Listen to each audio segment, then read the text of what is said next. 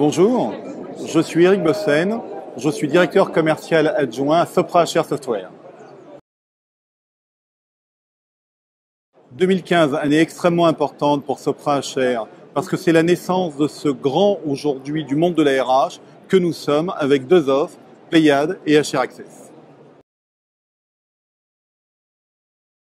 L'impact aujourd'hui pour nos clients, il est double. Premièrement, ça lui permet d'avoir un seul acteur qui aujourd'hui porte deux offres parmi les plus importantes du marché, HR Access et Pléiades. C'est le premier point. Le deuxième point, c'est la capacité que nous avons d'offrir à nos clients une gamme de services très complets qui va de l'édition de logiciels au service en passant par l'intégration.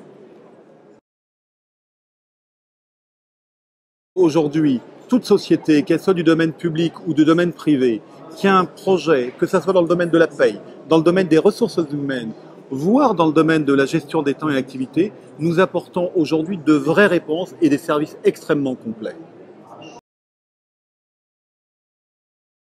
On est vraiment à la disposition de l'humain. C'est apporter des solutions qui concourent au bien-être de tous les collaborateurs dans toutes les sociétés, qu'elles soient publiques ou qu'elles soient privées. Si je devais caractériser un point différenciant dans nos offres, ça tiendrait à une action, la capacité à tenir des engagements de bonne fin.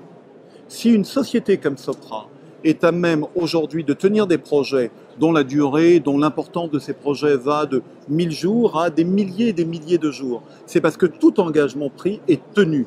Et aujourd'hui, les meilleures preuves que nous apportons à cela, à côté des discours, ce sont nos références. C'est avoir un individu qui sort dans son travail, d'abord s'épanouisse. Mais c'est également avoir, comme je vous le disais, un ROI qui soit extrêmement pertinent et surtout mesurable. L'avenir, c'est quoi? L'avenir, c'est avoir un outil qui puisse être posé, décliné, déroulé dans un mode d'exploitation défini au moment où on le met en œuvre, en mode logiciel par exemple, qui puisse évoluer vers de l'infogérance parce que les situations évoluent dans les sociétés et elles ne sont jamais définies. Donc, qui puisse en termes d'exploitation évoluer, premièrement. Deuxièmement, qui puisse également avoir une complétude fonctionnelle qui évolue.